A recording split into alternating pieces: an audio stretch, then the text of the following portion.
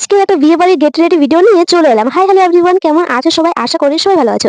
আমিও ভালো আছি। তো দেখো, আজকে ছিল পাশের বাড়ির দাদার রিসেপশন, তো ওখানে যাব। আর একদিন যে কটা বিয়ে খেয়েছি সবগুলোতেই শাড়ি পরেছি, শুধু দুটো বিয়ে ছাড়া। তাই ভাবলাম আজকে কুর্তিটা পরে নিই, যেহেতু এই কুর্তিটা আমি শুধু একদিনই পরেছিলাম, দুর্গাপূজায় নিয়েছিলাম আর সেদিনই পরেছিলাম, আর পরা হয়নি। তো সেটাই বের করে নিয়েছি, দেখতেই পাচ্ছ। আর আজকে মেকআপ কিন্তু একদমই করবো না, মানে হালকা পাতলার মধ্যে, বলতে গেলে যতটা হালকা করা যায়। আমি তো মেকআপ করতে পারিও না, ঠিক আছে। তো দেখো, একটা মানে সানস্ক্রিন 10 টাকা দামের ওটা নিয়েছি, আর দেখতে পাচ্ছ যে ল্যাকমি সিসি ক্রিমটা, এটা নিয়েছি। এই দুটো মিক্স করে এখন লাগাবো গালে।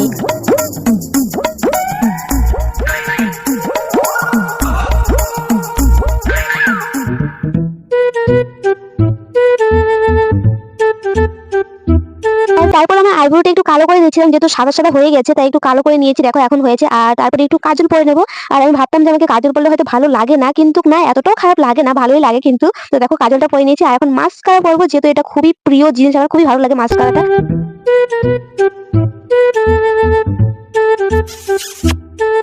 আর এখন করবো লিপস্টিক, তার আগে একটু ভেসলিন লাগিয়ে নিলাম ঠোঁটে।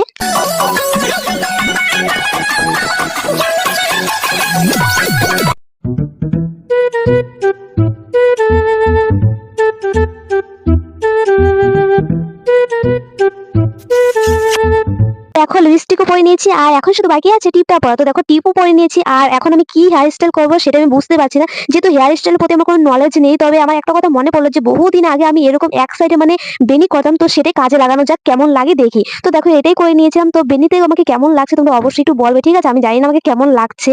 এখন সাজাগোজা তো হয়ে গেছে, আর এখন ওড়নাটা নেওয়ার বাকি আছে। তবে আমি ওড়না কিন্তু একদম সামলাতে পারি না, তবে না নিলেও ভালো লাগবে না এটার সঙ্গে, তাই দেখতে পাচ্ছি যে ওড়নাটা নিয়ে নিচ্ছি। আর আজকের ভিডিওটা এখানে শেষ করছি, আর বিয়ের ভিডিও কিন্তু নেক্সট ব্লগে আসবে, তোমরা অবশ্যই দেখে নেবে। তো চলো এখন